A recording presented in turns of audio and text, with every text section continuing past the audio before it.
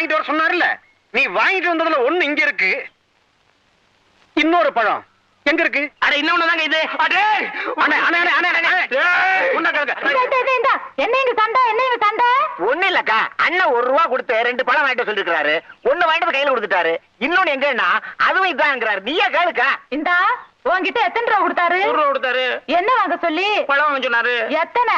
2. வாங்கினியாளா? வாங்கினேனே. ஒண்ணு இந்தா இவர்கிட்ட இருக்கு, இன்னொன்னு எங்க? இன்னொன்னு தாமா இது. அடே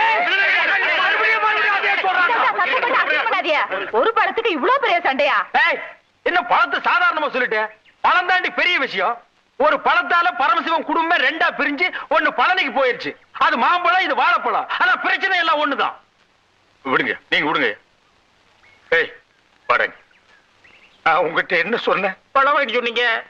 எத்தனை? 2.